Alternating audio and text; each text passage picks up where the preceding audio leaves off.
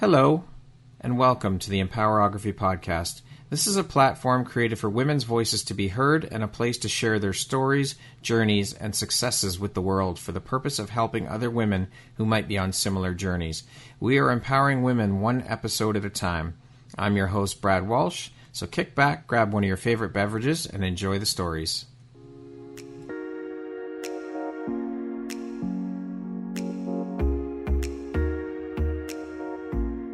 The world needs to hear your message and your story, so don't deny the world of that gift within you that the universe has given you. Someone out there needs to hear your story because it will support them in feeling hope, inspired, and even transformed. Do you want to discover how I help get my clients out of their own way, show up, and confidently share their message? I would love to extend an invitation to you to join me in my free masterclass, Start Your Own Podcast from Idea to Implementation, on Wednesday, April 5th at 1 p.m. Eastern.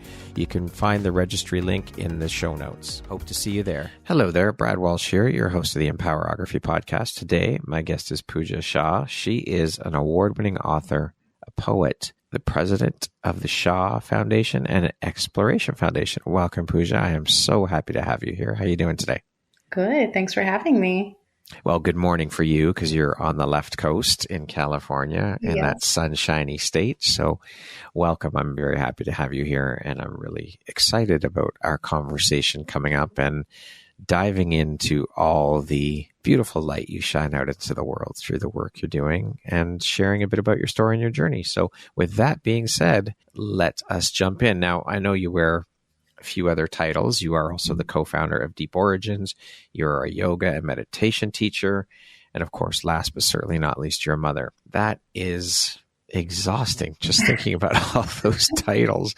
A hell of a lot of hats you wear and an extensive resume. So my first question for you would be, how do you find the time for all of this? And how do you prioritize? And how important is prioritization and organization to you? That is a great question. I know when I built my website and I was listing it out, it was the first time I really ever listed everything out. On a resume, sometimes it's oriented to what I'm applying for. But this felt like, oh, okay, I do have a lot of hats here.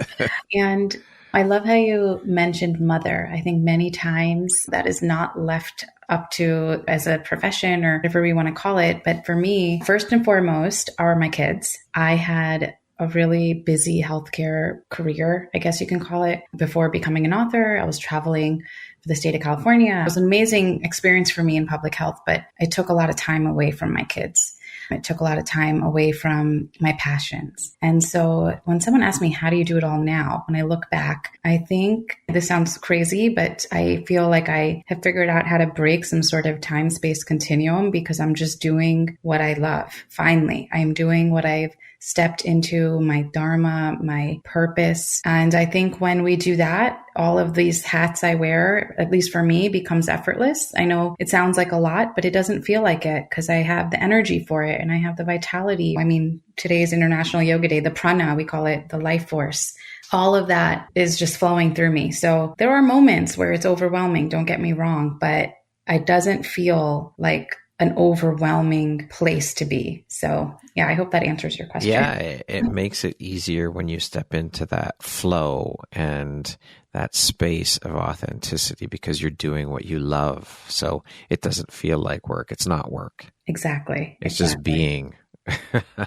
I'm very curious then with you wearing so many hats. What does your morning routine look like? Okay, if I can be honest, I'm going to say, please do. Yeah, I will. I really struggled with this, Brad. When I left my corporate job, I was really having a hard time figuring out how do I balance a time schedule when before my schedule was dictated for me. So I was suddenly in charge. And also as a mother, my children's schedule kind of dictated my life. My corporate career had dictated my life, even down to co-founding our family company. A lot of that had kind of dictated a lot of what I was set out to do. And I had to pause. It was really important for me to just go inside and use my meditation, use the tools that I finally embraced for myself. And then I saw how I was in charge. And then it became amazing. My morning, it really varies. Like I mentioned, sometimes my meetings, podcast interviews, book club gigs, whatever it is, it can vary. But there's one thing that doesn't change. And it's what got me to understand how I can take charge of my schedule is meditation. So I'll take time, sit down every single single morning,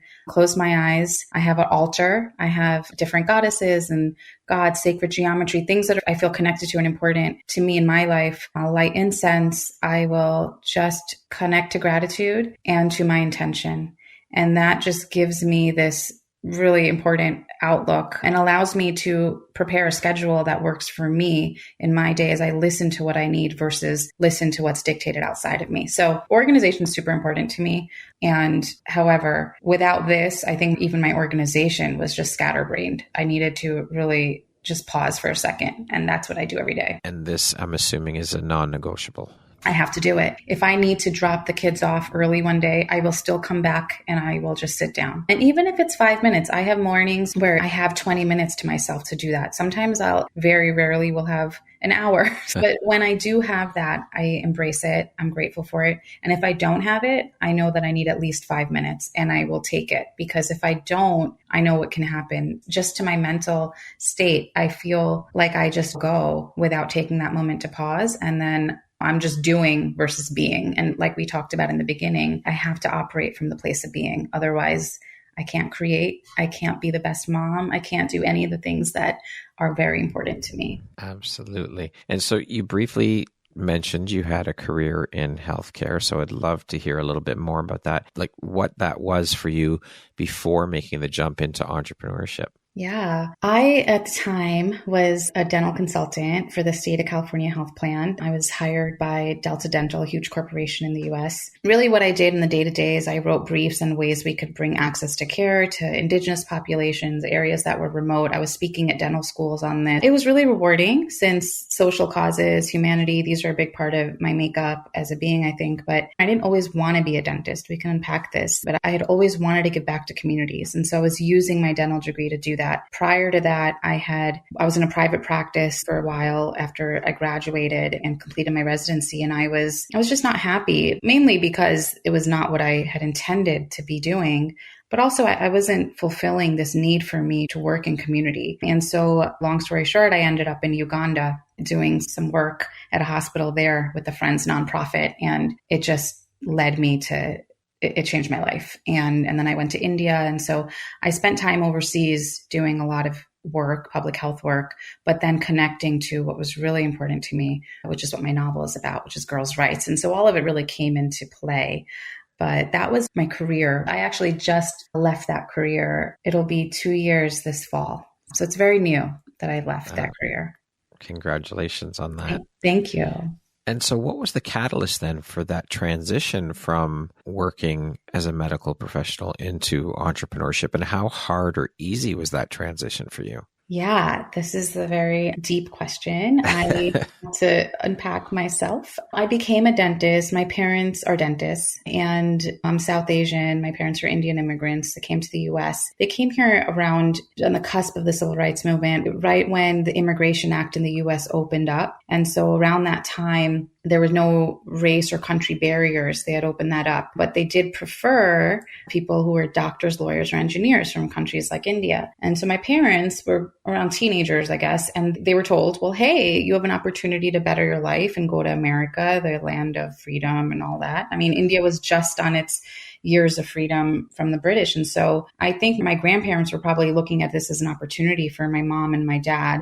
And they came here. And so when I was in high school, I had all these high school teachers telling my parents, well, what English program is she going into? Because I was winning these awards, short story awards, national poetry awards. I mean, it was so many. But to them, they were like, well, she's just going to be a doctor, lawyer, engineer. That's all there is in life. We don't know anything else. And so that's how I became a dentist. And I look back and I actually, like I told you, went to Uganda. I figured out it was part of I'm grateful for all of it. It was part of my life story, really. And when I look at that during the pandemic, I kind of slowed down, contrary to popular consensus. It was a blessing for me. I was able to just reevaluate, well, I became this dentist. What did that mean? I've always been writing. I never let go of that. I was always running from my residency to writer's class in New York City. I mean, it was always part of me. And that's what I started to explore more when I could slow down. I wasn't traveling for work. I wasn't running around for my kids. And I took out this manuscript I had started almost 5 or 6 years prior to that from a short story I wrote 10 years before that. And I just said, I need to finish this. And that's what I did. I finished it. And so once that happened, Brad, it was like the catalyst. That was the catalyst. I needed to have it in my hand and say, and don't get me wrong, I still needed to figure out how to query it, which I did. Getting a book published is not easy, but the hard part, the writing the book, that was done.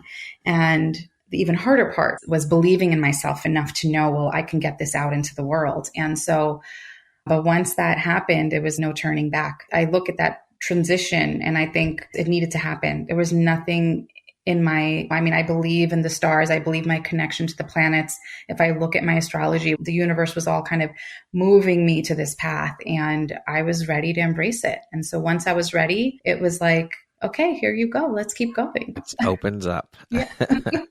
Well, let's keep in that vein then with the whole writing and author. Let's get into the bit about the poetry and the writing. When did you first realize that you wanted to be a writer?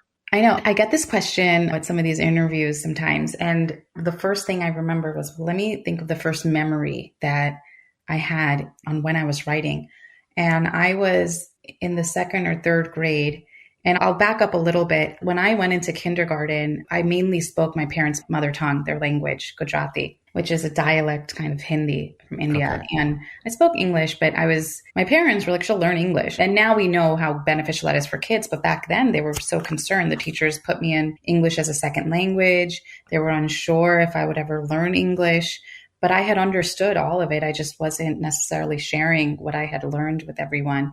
And so the joke is I went into the ESL, and then in second grade, I wrote some short story that got an award. It was circulated around the school. And I thought, oh my gosh, I didn't even understand it. I was like, is this what language can do? It can create emotion. It can elicit this idea of someone reading what I wrote and then feeling something. And that was the first time I remembered that connection. And then I wrote this poem in third grade. Or maybe fourth grade. It was sometime in my elementary school career that I understood that poetry was another form. And so I was playing around with the forms of what I was learning and then understanding that I could express my feelings and thoughts this way, let alone also connect to other people this way. And so that was the first time I ever realized how much I enjoyed writing, really, if I look back. And so where do you pull your inspiration from when you're writing? It's, I think, nature. I used to live in a concrete jungle of New York, which I love. New York is a huge part of my life and heart. When we moved to California, just being in nature, I realized just how much nature can inspire me specifically, not everyone. But for me, it's like I look outside or I take a walk or we'll go camping or hiking and we drive around. And it fills me and just kind of settles my nervous system. That's one way. And really, when I'm in creative mode, everything around me turns to art. My kids will be playing and I'm inspired. So it's just about resetting myself to feel creative. And then really my inspiration can draw from truly anything, which is what I think real artists need and can be and exist in this world. So it's a matter of me making sure, taking care of myself to make sure I can keep drawing inspiration. What lights you up or excites you the most about writing? I think it's the flow. It's feeling, sometimes when I feel creative and I'm writing, it's like this electricity inside of me. I love performing spoken word poetry. So when I'm doing any of that, it just feels like I have lit up something very deep inside of me. And it just kind of fuels this life force that we talked about earlier. I think it's just like when an artist probably feels when they're painting, it's just bringing voice out. And it's so different than writing a research paper, because sometimes people will say, well, I was writing for a career prior, but I said, it's not the same. Writing something like that is not the same as writing from an unspoken subconscious or a place that now visiting only because I'm putting pen to paper. So I think that's what excites me for sure. Something interesting that I heard and people told me when I left corporate and moved into photography as my full-time career is that before I did that, they're like, you have photography as a hobby. But when you make that shift into it becoming your job, you're going to end up hating it because it's work. And it's like, no, that's not true. I don't buy it. I don't believe it for a second. Yes. And I think it's complete bullshit that people think that. Maybe, I guess maybe for some people, but I never found that. And I've never talked to anyone who has done the same thing that feels that way. I agree. I mean, well, firstly, I love photography as well. It's a hidden art form that I think now is changing with digital, but I do think photography, it's like capturing something, right? You're capturing a moment in time and bringing voice to it. And so it's the same as all art. I think the minute we can bring voice to what we are interpreting as art and being fully present in this world, I mean, that's the meditation.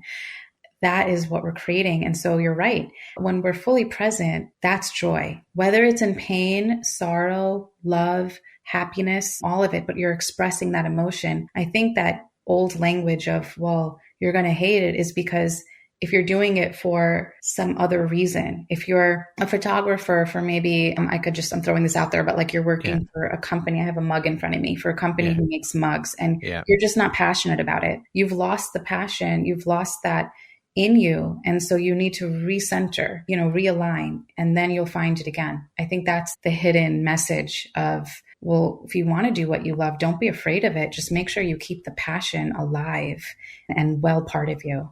That is definitely the key piece of that. Very important. Thank you for sharing that. Back to the writing stuff. On the flip side of it, what would you say is one of the most challenging parts about being a writer? It's what we just talked about in making it work. I have my next novel in the works. I have a synopsis and all that completed, and I now need to sit down and actually write it. And so it's the diligence. It's saying, well, so I have to say on this day, I'm going to start with 1,000 words a day or whatever my goal is going to be, because if I don't, I just won't do it. Even on the days I probably don't have inspiration, because every day is not a creative inspiration for everybody, which is the vinyasa of life. It's okay. And I need to make myself just write on those days, because that's the hard part. That is. This leads into something that we all experience as artists, these creative blocks. When you get those, what have you found helps the most when they do come up? How do you deal with them? Yeah, for me, it's taking time alone. I'm surrounded by a family every day. I'm surrounded by so many different people, and whether I'm meeting a book club or my kids or whoever it is, I need to take time alone, and alone in the sense of not just go alone and start writing. Actually, to get myself to do that, I need to remove myself from whatever scenario or scene or place I'm in, change the scenery, go into nature, do something that allows me to disconnect to connect. And then I can kind of get through those. Because they do come up, and undoubtedly they're going to. It's just part of the creative process. So I always love hearing people's takes on how they get through those and how they work through those creative blocks. It's very interesting to hear everyone, because everyone has a different way of dealing with it. So thank you. Totally. And I think the one thing that allowed me to reframe is I used to feel like, well, what if I'm stuck? What if I'm stuck in this block or writer's block or whatever? I just do something else. I'll just write. If I'm not feeling writing the story or the chapter or whatever scene I'm working on, then I'll go to write a poem, or I'll go free journal. And just trying to take the craft and change it and do something completely different can help. Yeah. But also to find gratitude in it. The other day, it was on fire. I wrote the whole synopsis up. I'm like, oh my gosh, I feel so good about this, feel so good. And the next morning, I don't know. It was almost like I got drained. Something happened where I thought, well, I can't get the words out. And I was like, you know what? This is okay. I'm just here to think of this and think of more ideas and find a little bit more gratitude in that, to remind myself, well, you just need a moment to pause and be alone, or whatever it is that the universe is trying to tell me in that second where I almost feel a little bit, oh gosh, what am I going to do? What am I going to write? Because it can happen. And it's, the more we embrace, the more it'll work in our favor, I think. I've been told, I asked this of a painter, and she said to me, the more that we try to push through, the more you're going to butt up against things. You cannot force creativity to flow. So it's best to just step away, but absolutely under no circumstances try and force it, because then it just won't happen. It won't come to be. Totally. I read this book called The War of Art. Have you heard of it? I have.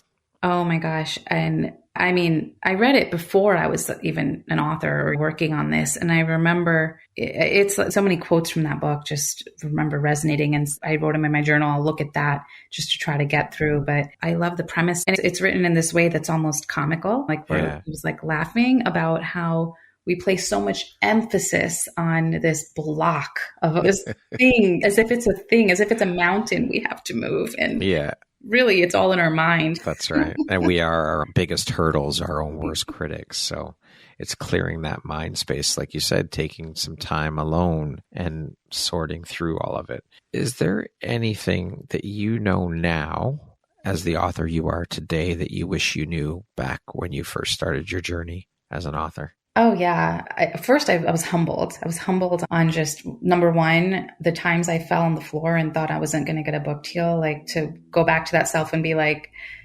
time, patience, it happened. But of course, those were those moments I needed to go through. And second, really now when I'm looking at it, this is completely off, nothing to do with the creative portion, but just the PR.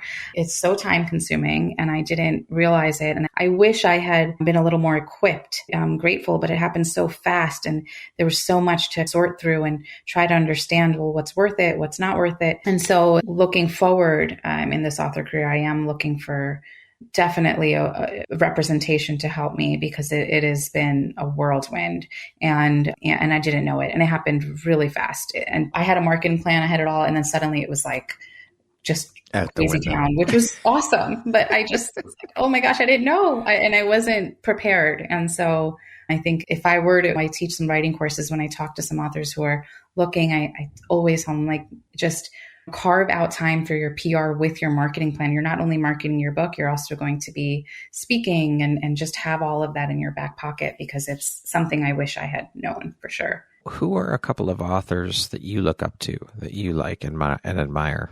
So I am an avid reader. So, I mean, when I hear this question, it changes all the time because I'm like, I love this one. I love that one. The person I'm thinking of now is, I just picked up her new book, Lisa C. She's a historical fiction writer and she's Chinese American and she really dives into some of the most amazing topics. One of her books, she dives into foot binding and she also works within female relationships. Her newest book is about a circle of women from this, ancient time in China. And so I love her. I love that she researches her novels. I actually just met her and I don't think she realizes how important this was, but she's like, oh, because I had gone to an event by a company that had put on a book event for me at a local library. And I said, oh, well, I'll definitely come. And when she found that out, she said, well, we both should hold our books up and take a photo.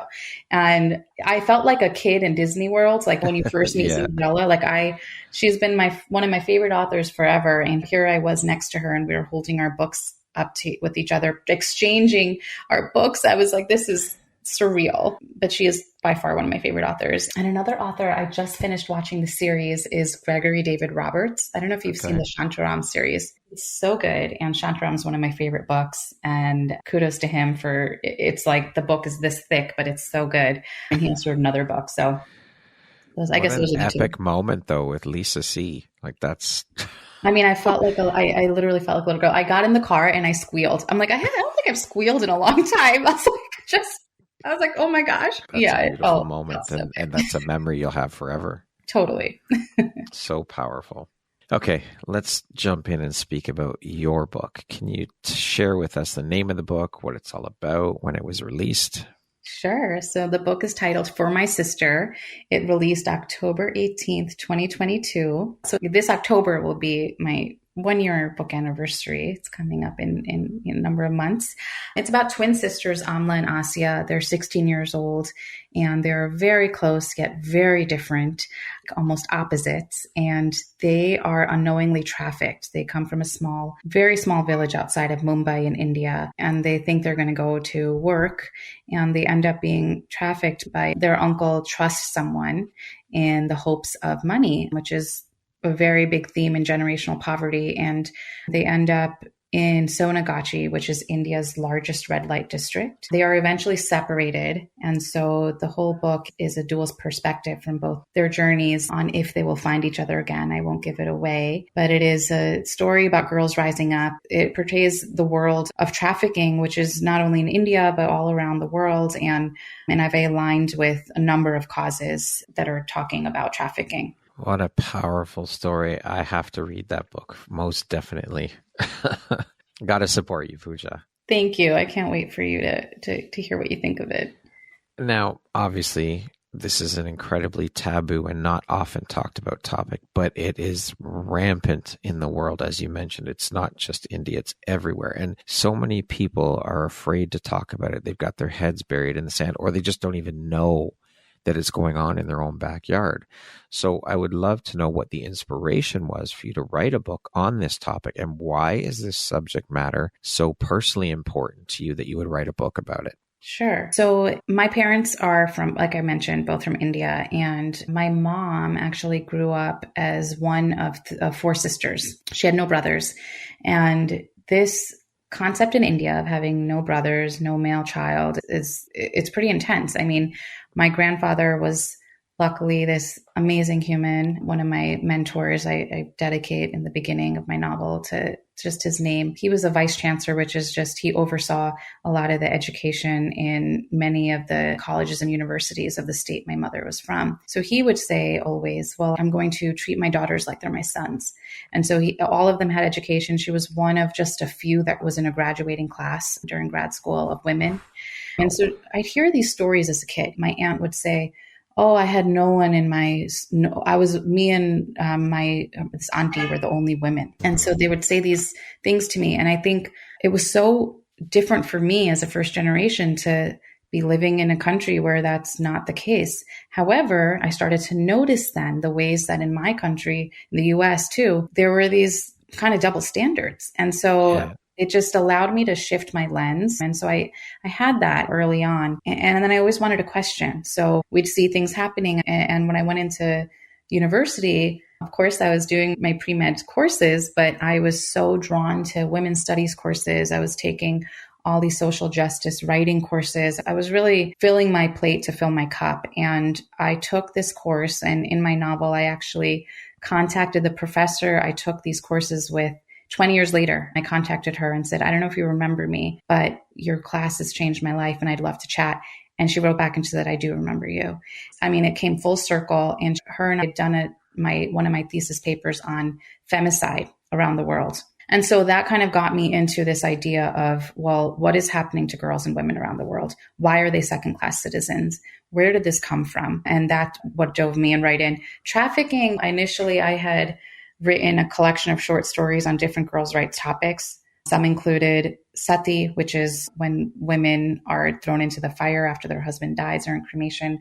I talked about FGM happening in Africa, female genital mutilation. Yeah. I mean, a lot of these stories I wrote, the one that stood out to me also as a literary wise, I was enthralled with twins. I love this concept of twins. And so when I wrote the story about Amla and Asya, I wanted to continue the story. And so I pulled that story out, and that's how this all kind of started. And really, ironically, I'll share, I was obsessed with twins. I interviewed this twin psychiatrist. She's a world-renowned Dr. Barbara Klein during the research of the novel, just to talk to her about some of the ESP and stuff that happens with the twins. And it was so fascinating.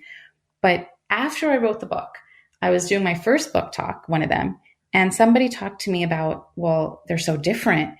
And it just dawned on me that I learned about myself through the process of this story, because I was actually talking about the duality of these girls. One girl wanted to follow the rules, and she was always like, why is my sister getting in trouble? Why does she question the world around her?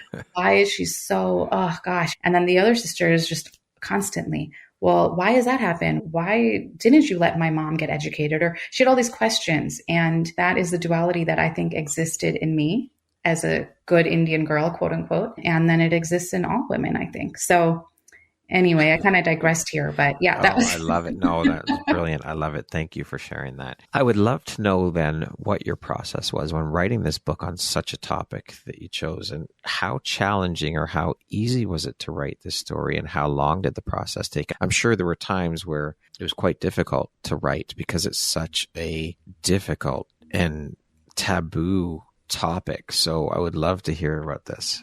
Yeah, it is very fluctuating. I had a really hard time in some scenes. I would write it out. Like there were some scenes which I actually didn't get into so much of the detail on when the girls are first trafficked into the brothel, like their first encounter with the men. I wanted to keep it really accessible, but writing that was one of the hardest scenes. And I know it's not going to change the story or give anything away, but the girls, I kept it where the girls are kind of lucid because they're drugged. And just instead of telling it, I just wrote it as an experience. Like, I feel dizzy, and just really explaining it from that perspective. One, because for the reader, it humanizes what is happening because they're feeling and seeing and breathing what's happening with these girls. Yet it's not this very descriptive, like hard to read way to put it. So that was the one thing that was, I think, if I look back at what was the hardest scene for me. But then there were these really, the empowering scenes where I was like rejoicing when they were. And the thing that I think I'll share is I wrote this while I grew up going to India and being in India. I'm American. I am first generation. I wanted to make sure I had the cultural lens correct. And I think that is so important when writing about anything that is not from your own backyard. I think it's important to remember there are cultural components to things that maybe my lens does not grasp. And so I sent it to a nonprofit from India that I was working with, just gathering information from. And they called me and we got on Zooms 2 a.m. Our time difference was crazy, but they would tell me, these are some of the things that probably would not happen this way, the way you've written them. And for one instance, it was one of the characters falls in love with someone from the volunteer organization, and which they said that's likely. However, there would be a board, there would be a hearing, they would probably get married, they would not leave, that she would have counseling. There was so much more to it than kind of how I had drawn this beautiful story. And I had to add all of that in. And I'm so grateful because it provides this richness to the culture and to the novel and to a deep understanding that this is not necessarily a story we tell where each survivor does not have agency. The girls in my novel have agency for that reason, because I wanted to create it that way. And so that was a very hard endeavor to take on after I wrote it, to edit that in. So editing for me is definitely some of the hardest. So how long did the process take then from start to finish for you? I want to say I wrote the manuscript 5 years ago, actually 7 years ago now. It took, I would say, at least 7 years to get it to where I wanted. Of course, I had time off because of my corporate career in between, but I was still always tweaking. And if I look at it now, I needed at least 2 years for all of the editing, to get eyes on it, to just, that whole process is also built into it. It's not just writing the manuscript. Yeah. So for sure, it's a very different novel than when I first started. The manuscript I walked around with when I first did it is almost a different book.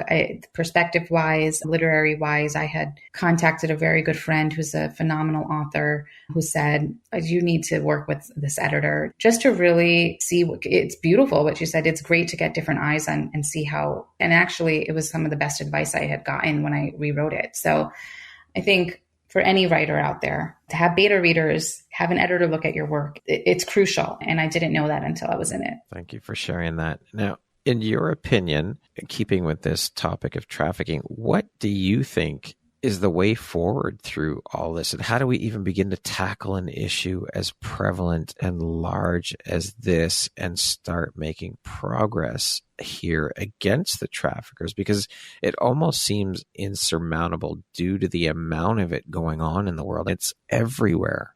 So how, in your opinion, how do we start? It's everywhere. I mean, when I started talking to some of the nonprofits, my first instinct was that it's insurmountable. How are we going to tackle this? And I started noticing how these nonprofits in their pockets of the world are doing so much. And so one, yes, there's over 40 million human trafficking victims. It's $150 billion global industry. I just want us to digest that number. Yeah, exactly. But however, the more you and I talk about this, the more other people, for me, it was more people read a book that fiction can access people who may have never even thought about trafficking. And so for me, using my art to gain access for those readers to have meaningful conversations in their circle and to really bring awareness to the causes that are on the ground every day, that's how I see change happening. I see that because the more we talk about it, the more it spreads, the more it doesn't become normal. We have to take away the normalization of something that is clearly wrong. I have not talked to one person that would say, well, maybe, you know what I mean? It's just... Except the people who are perpetrating it. Except the people who are perpetrating it. It's like 150 billion. I know. That is absolutely heartbreaking and just terrible that this goes on and so many people don't even know about it and it's happening in their own backyards. Yep. And it's all forms. I mean, I talk a little bit about there's orphan trafficking. There's actually labor trafficking. We look in our own backyard if we want to talk about some of the businesses that will traffic in people to work for them in our country. And there's all different forms of trafficking. There's sex trafficking, but the majority for us to realize are girls and women. So for me, it's clear that there's an issue here and we need to address it. There was a reader who had posted and said, it's hard for me to understand how as a mother you were able to write this story because these girls are daughters. And I sat with that for a second and I said, well, it's the only reason I should be writing this story. Yeah. As a mother, how am I going to allow my children to be in a world where this exists? I mean, it's clear. It was almost like, whoa, putting it in that perspective is a whole different take. And so as parents, I think of all the fathers and think of anyone out there, we need to change the narrative of this world for our kids. And if we start doing it, it can get better for them and then it can get better for their kids. So we just have to continually talk about it through platforms like podcasting and even just community conversation. The communities that we're in, start talking about these things. Start sharing your thoughts, your ideas, and bring awareness around it. We need to shine a light on it 100%. So that people know. I recently went to a book club and it was amazing. All the women were 70. And the one I was like, oh my gosh, you're my inspiration. We've had book club for 30 years. That's so cool. So it was really awesome. But one of the things one of the women said was, I've gone on some vacations, but she had never been to Asia or India or anywhere. And she loved the description. She's like, it makes me want to go to India for the description. And she's like, and then it just makes me want to do something. And I thought, even her just saying that even her just having that feeling, it makes me want to do something. She doesn't know what. And I sent her like some websites she can visit and the causes. But that catalyst of, I want this to change. Like that starts here, right here, in my heart. I'm putting my hand on my heart. That's my goal. Someone said, what's your goal with your novel? I want people to read it. I guess I love any acclaim, all of that, of who doesn't. But really for me, when she said that, I'm like, that's my goal. I want to shift something inside of someone the way it did for me when I was a kid and I would read a book that I was like, this doesn't feel right. Why is this happening? I want to change that. And so that is all my goal is. And I really do think that, I think it's going to happen. I think people are going to start having more conversations and they're going to start talking more and we're going to see this shift and we're going to embrace it and we're going to take it and work together as a community and make sure it changes. I love that. And like you said, right, this art in general is about creating this to elicit emotion in the viewer, in the reader, whatever that may be, whatever art form it is. And that's exactly what you did. And really our goal is to do that with one person, just one. Of course, absolutely, we want to reach as many as possible, but the goal in mind, first and foremost, is to reach one. And you did that. So how incredibly powerful is that? And like you said, she doesn't know what she wants to do, but she wants to do something. And so the more people that read it, that will elicit that emotion within them, maybe some of those people will start stepping forward and looking into, hey, what can I do here? How can I help further or start down the road of doing something about this horrible thing that's going on in the world? What can be my contribution for that?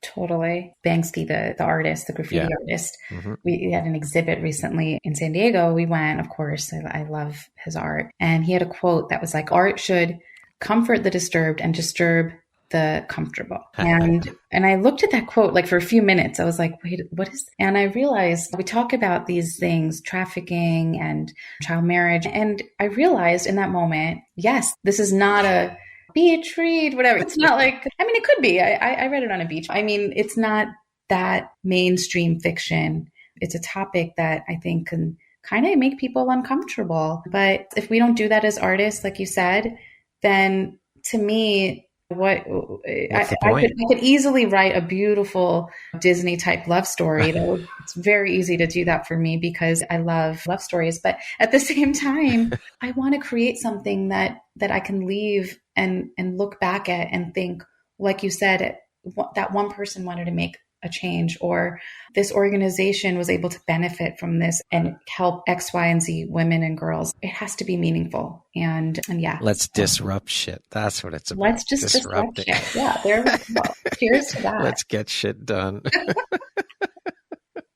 Let's start the conversations. Because again, I believe, and you and I have talked about this many times, conversation is the catalyst for change. So we just have to keep talking about it and keep bringing more and more people into the conversation, keep educating people, shining a light on things such as this to bring the awareness around it. Because like I said, when we first started talking about this, there's so many people who don't even know this is going on. And that's not through ignorance it's just through not knowing. And so if we can educate these people through conversation about it, maybe this will start to change things. And I believe, like you said, I believe it will change. We just have to keep talking about it and keep it at the forefront, keep bringing the awareness, keep shining a light on it to bring the awareness to people and let people know that this is going on. I agree. I mean, I don't think that, like you said, people are ignorant or unaware. I learned things even through my research that I did not know about. Yeah. And I think the more we can broaden our knowledge base on what is happening in the world, and not in a way to scare ourselves, right? I think it's like we're doing, bringing light to things that we as light warriors can change. And we all are in it together. We all want this world to be a place of love and trust and peace, and just a place that we can all thrive in and live and connect in. That's it. Yeah, it's got nothing to do with fear, because fear elicits and leads to control, and that's not what it's about. It's about educating and bringing awareness is what it's about. So let's just keep doing it. Let's just keep talking about it and sharing it and shining a light on it. And your book is one of those pieces that will help do that. So I know that the book has received a lot of attention, awards, accolades. I'm curious, what does all of that recognition and those accolades and the awards for your writing mean to you? Does it carry much weight with you, or is it more like a nice to have, a feather in your cap kind of thing? I mean, I think any artist loves to see people love their work, but really it's been nice, I will say. At the same time, I don't know. I mean, it doesn't feel like I love my story. I love this book. I love the message it carries. And really, to me, the things that woman in that book club feel even bigger to me than the award. Another woman broke down and started crying in a book club, and I'm sitting there crying next to her. That moment, I can't explain it, but there's something about connecting with readers who are I'm a reader, right? We're all readers. Yeah. But connecting with a reader who feels the story is way more powerful to me than some of these awards. There was an award ceremony. I couldn't go to it. I was recording for this Sony TV episode, which on a side note is all my parents' friends and all the Indian people love Sony TV. So, they were like, it was a big deal, right? And I'm like, I don't know, okay, should I go to the book award or should I go to this TV thing? And to be honest, I was like, as much as I wanted to go to the award ceremony, I was like, I'm so grateful. Thank you for giving me this award, but I don't need to go up and be on stage and have an award handed to me. I appreciated it. I was just like, flying there would have been too crazy. And I just thought, it's fine. And that's just how I feel. I know everyone's different, but for me, it's more about who I'm connecting with, for sure. The impact. For sure. I love it. Now, I know through previous conversations with you, you're a spiritual woman. You have spiritual practices, meditation. You've already spoken about that. I'm very curious how your spiritual journey began. Was there a catalyst moment in your life that led you down that spiritual path? That's a great question. I grew up in a home where my mom practiced bhakti yoga, which is like a faithful form of yoga. She prayed to Krishna every day, and so did my grandmother. And so they were really full-fledged into prayer. My name actually is translated in Sanskrit. It means prayer or the act of praying. I was born 2 months premature in Queens, New York, in this very small hospital. I did not have a NICU. And my parents truly believe that my grandfather, their family, everybody in India and them and all their friends who were chanting. And they believe that's how I was alive. I mean, the doctors were surprised. And so for me, this namesake of prayer, I would always try to understand it. And I've done many yoga trainings. I've read all these books, like you said. And I think what comes down to it for me is when I sit down and I close my eyes and I access that part of me, I know I'm connected to some sort of source, and I know it, and it could be different for anybody. It could look like Christ for one person. It could look like whatever it is. But for me, it's more energetic. It's something I feel. It's something that I feel shifts a thought or allows me to just get clear. And that's my spirituality. My spirituality is not really connected to, I read about Lakshmi and all these beautiful goddesses only because I am learning something about myself through that. And so the more I connect to my own inner spirituality, the more I deepen my practice. And I've had moments with plant medicine. I've had moments with really major meditation retreats. I did a 10-day silent retreat. All of these things just really bring me back to the same place. They bring me back to deepening my self-study and my understanding of who I am as a woman and what I'm here to do and how I'm going to embrace that. It's just guiding me. So that's my meditation and spiritual journey, really, in a nutshell. And as you said, the meditation portion of that is non-negotiable. That's a daily practice. And focusing on that word practice, you have to practice that mindfulness of doing that every day to get better at it, just like anything else. Just like anything else. There were moments where I fell off. I'd gone on this retreat and it was a 10-day silent retreat. And the insight I had in that, the insight of being silent, it's called, the meditation is called Vipassana, the insight of just not talking was like, I couldn't believe it. I could not believe how much time I spent forming what I was going to say, how I'm going to interact, what I need to say, what I am saying. Did I say that right? Who do I have to talk to? What do I have to, all of that. It's like detracts from this place, right? And so that was so beautiful. I came back and I was practicing that regularly. And then life happened and I was busy. And so when I quote unquote fell off my meditation bandwagon, it's interesting to see what comes up. My emotions are different. I see things differently. It's very subtle. I look different. It's very subtle, yet it's very noticeable to me and even to people around me. Sometimes I'm irritated more. All these little things that I didn't realize how profound this practice is in my life. And I think for anyone who has some sort of practice or ritual, you understand not being in the flow of that can really change things. For sure. It'd throw your energy completely off. Exactly. How long have you been a yoga and meditation teacher, and what inspired that journey into becoming a teacher? So I became a true yoga teacher in 2011. So how many years is that? And so it's been a number of years. Oh gosh. Sometimes I'm like, how old am I? I don't remember. I am not a Gen Z, but anyway, so I definitely have been a yoga teacher for that long. However, yoga has been part of my life for a long time. My grandparents lived with my mother, father, and I for a number of years. Prior to that, my parents were the first to come over. So a lot of their family, they would sponsor and come over and help them get set. And then my grandparents were the ones who were caring for us really when my parents were working and trying to build a life for me and my brother and sister. And so I would sometimes sneak and see my grandfather doing this pranayama or breath work or yoga practices. It wasn't major, but I would see this as part of a way of life. And I thought, this is interesting. And then when he passed, my grandmother fully took on Ayurvedic ritual, which is it's connected to yoga. It's just using herbs and intention and cooking and all of this in her daily life. And so I was so inspired by that. I think that when I stepped foot in my first Western yoga studio, I was in college at the time. And it was before yoga was this every corner type of thing on everywhere. Yeah. And MTV, I loved music. MTV hosted MTV Yoga back then.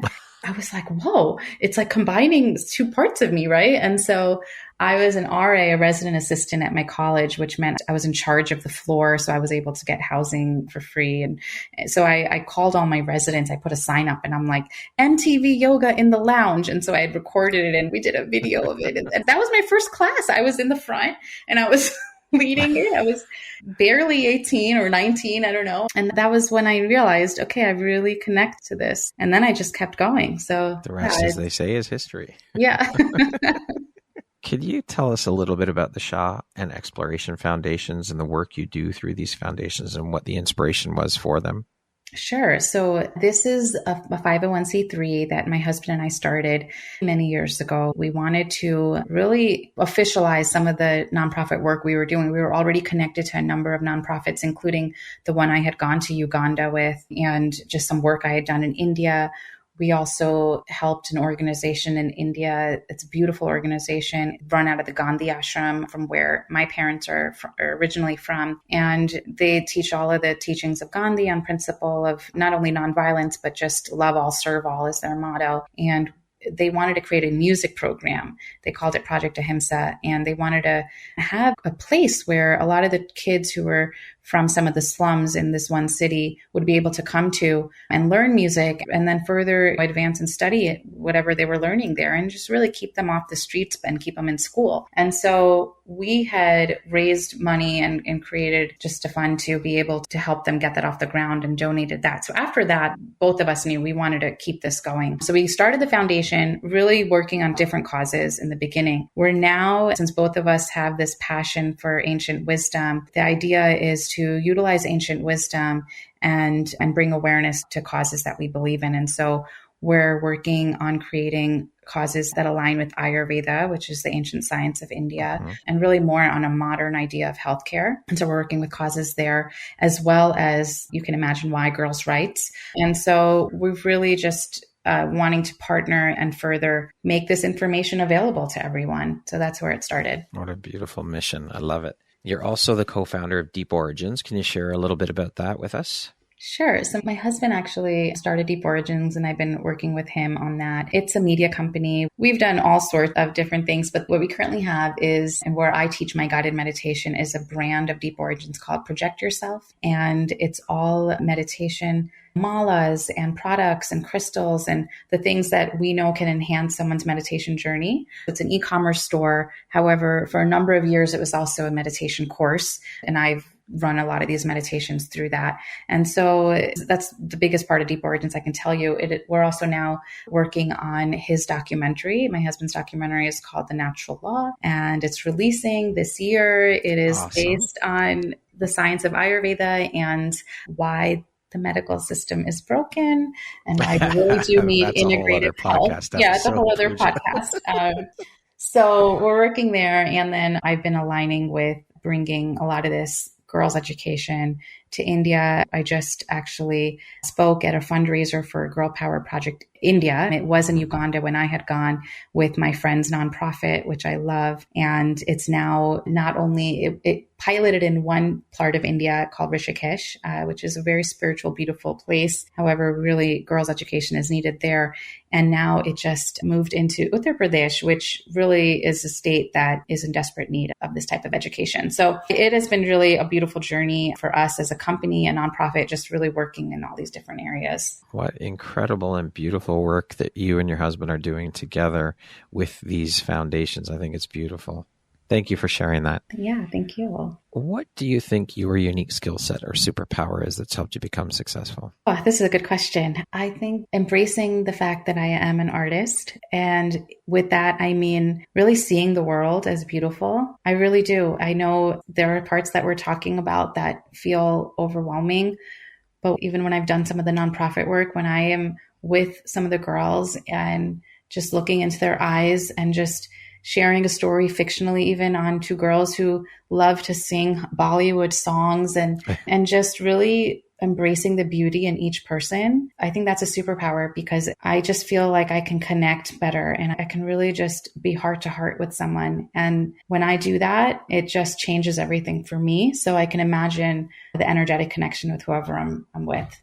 And so how do you define the word success? What does that word mean to you? I think success is shifting. I think there's so much I want to shift, and in a way that is empowering for myself and for those around me. So it's just, yes, it's having this shift, or to me, it would be having a mass scale impact with something that feels important, like what I'm talking about now with girls' rights. I think that no child should ever be sold in this world. And I think that it would be successful to create change around that. So that's what success is, when we're actually creating the change. Mission. I love it. What would you say is one of the most important things you've learned in your life? And what was your life like before learning it? And what was your life like after you learned it? I think this is the really interesting question. I think when I had a close encounter with losing people that I care about, my father was very sick when I was pregnant with my daughter. And then around the same time, my mother was diagnosed with breast cancer. And he was in a coma. He got out of it. He had all these surgeries. He had a double transplant surgery. And then my mom ended up having breast cancer. And I remember at the time really trying to understand how this is part of the plan. I think it's like, I don't understand. They're really good people. Why did this happen? And so I really had to move outside of that mentality and learn about this idea, which some people think, well, how can you not be attached? It was this idea of understanding attachment versus non-attachment, this idea of understanding trust, just really full trust, and this idea of understanding shifting and using intention and reality. And so all three of these things I learned because of this incident that had happened. And I think that after that, I really got to be in front of knowing that I don't have control of life, and knowing that I don't have control of circumstances, and knowing that the best thing that I can do is love, be fully present, and use intention in a way that benefits not myself, but the greater good of life, human form, and the people around me, and know that everything is a blessing, even when it's disguised as it isn't. And so that has really shifted things for me, for sure. That is a massive mindset shift to be able to step into that. I just finished editing an interview with a woman who lost her son at 22, and she talked exactly about that attachment, letting go of that attachment. You have to see the gifts or the blessings in every situation. You have to be able to step outside of that and accept it for what it is. You cannot change it. There's nothing you can do. So you can either choose to be stuck in that victim mentality and that mindset, or you can shift the way you look at it and think about it and step into a more positive space, because the only one you're hurting is yourself by staying there. Exactly. And it's an important lesson. It was an important lesson, and it got me through some other tough times after that. And I think that was the blessing. I was like, this is what I needed. I needed to move into this to be able to deal with miscarriage and deal with the things that came for me after that. And I think it's all part of, like we said, just what aligns at the time that things are happening. And it doesn't feel like it in that moment, but it will. And even if it doesn't, there was something there that I had to look at as a blessing. And it made me stronger. So I think we all look at things like, isn't that how we build character as kids? We say it to our kids when they fall off their bike. Yeah. When you fall off your bike, it makes you stronger. You're going to learn. I know it hurts, and you're going to learn. And it's the same exact advice for when we're older. I love it. Thank you for sharing that experience. Okay, we're going to jump into a little rapid fire section. Here's the next grouping of questions. Just be 2, 3, 4 word answer type thing, okay? Okay. How would you describe yourself in one word? Graceful. I love that word. If you could teach the world one thing, what would it be? Compassion. What is one thing you love about yourself that is not related to your physical appearance? I would say my poetry. I love that. If you could be remembered for one thing, what would it be? I would say bringing awareness to the causes, not only that I talk about, but that need awareness, that come to me. It's not what I choose, it's what comes through me. So, what is one thing you want but cannot buy with money? Ooh, gratitude. What never fails to make you laugh? My kids. And that concludes our rapid fire section. Now back to our regularly scheduled program. What challenge in your life has shaped you the most? The challenge that shaped me the most, and I'm going to say this, it's not a challenge, but it was for me when I first started, is back to where I began when I talked to you, is motherhood. I wasn't prepared to be a mom. I wasn't sure. We weren't prepared. And I was like, I will wait 2 years. And then 2 months later, I was pregnant. And my kids have been my biggest spiritual teachers, my biggest. There have been challenges, there have been ups and downs, there have been scary moments, there have been heart-bursting, joyous moments, and they are this challenge of parenting, of finding balance, of not only self and life and them, but also letting go. And all these things we just talked about as spirituality, I'm finding I'm learning that through them. I mean, letting my child be who she is and who he is far greater of a challenge than anything I've ever done. And I think it is the biggest gift of my life. I was just going to say they are a gift, that's for sure. They challenge you, they stretch you, they shape you in ways you never even knew possible. 100%. What is one lesson your career has taught you that you think everybody should learn at some point in their life? To be humble. I went into this with no idea. I went from a healthcare career into fiction writing, completely two opposite sides of the spectrum. And I knew nothing. It was during the pandemic, but I was going to conferences, Zoom conferences, and sitting there listening with a notepad, how to query a book publisher. Like I had no idea. Prior to that, I'm going on tour to dental schools talking, and I don't know, it felt so different. And I think staying in that, even now, just that place has allowed me to learn so much more about myself and about my career and the world. And so just staying in that place, I think it feels really good. No matter what happens, no matter what award comes in, it just feels better to just be from this place of, well, I'm still learning. Well, we are always learning. We never reach the destination. It's a journey, and we're constantly growing and evolving. Agree, 100%. What is an unexpected blessing or occurrence in your life that you're grateful for? So this is something part of the documentary my husband's releasing, but from my end, my husband had celiac disease and didn't know it for many years. And we didn't know what was wrong with him. And it brought Ayurveda into our life. I had been practicing from my grandmother, of course. I was always putting in turmeric in our food and doing all these things herb-wise, but really when I did my yoga training, I was like, wait, there's this thing called panchakarma. There's this detox. There's this way of life. There's being aligned with the doshas. And what is all of this? And that unexpected diagnosis allowed us to fully fledge into Ayurveda. And I am just so grateful for this wisdom and just being able to embrace something that is not the traditional healthcare norm, however, has kept my family and I healthy and continue to heal. I mean, we're healing and it just feels wonderful. Puja, what is your why? My why is to just share my voice because it's everything to me. My voice means whatever comes through me as topics of underrepresented women or whatever it is that I'm sharing. I know that no matter what, I have to keep sharing this voice, whatever comes, and listening to my guidance, which is my inner place of being. And the more I listen, the more I know that I'm doing this because it's my Dharma. So Love that's my life. And I think we can all take a page from that book, and we all have a voice and we all have a story that we need to share. And we need to do that. People need to step into that and start doing that. And this also speaks to how when we do that, united, it also shines a much brighter light on the things that we need to bring light to and bring awareness around. So it's very important to note that. Totally. Thank you. If you had the opportunity to sit down and have a 1-hour conversation with one woman, any woman in the world, who would it be and why? I normally would pick some famous writer or someone, but my grandmother passed away last July, and we started learning when I love her beyond, she never liked dentures, and at the end of her life, she was just this toothless, she looked like this happy Buddha, like she is just my everything. So I was mourning for a while, and it was right before my book came out, and I realized I wrote this book on girls in India, and she was almost a century old, and just everything she had probably seen from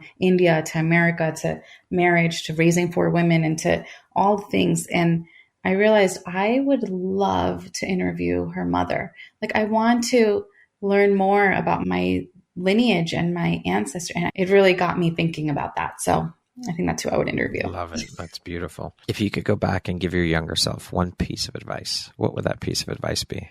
It would be to listen to your inner voice. I knew I was a writer, and I'm glad I had all the experiences I did as a public health professional and all the other hats I took on.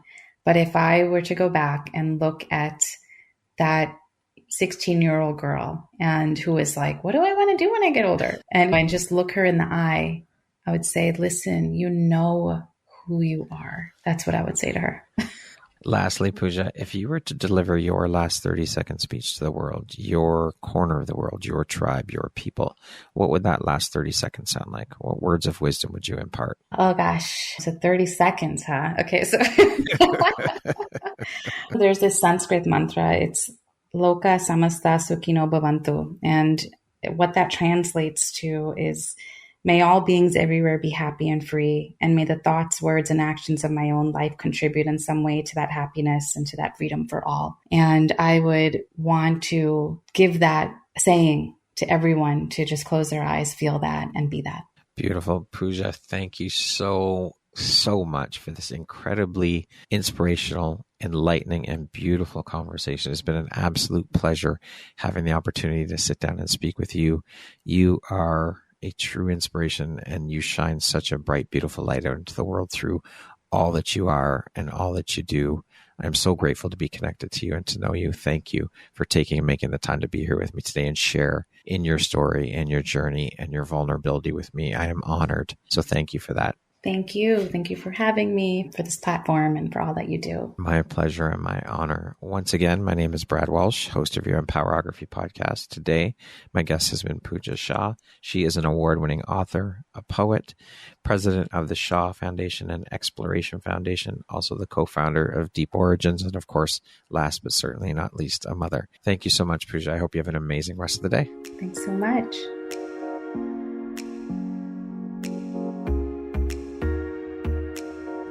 Thank you very much for listening to this podcast. If you haven't yet, please be sure to subscribe, rate, review, and share with all your friends. You can find me at visuphoria.ca and follow me on Instagram at Empowerography Podcast and on Facebook at Empowerography. Please join me next time for another inspirational story from yet another amazing woman.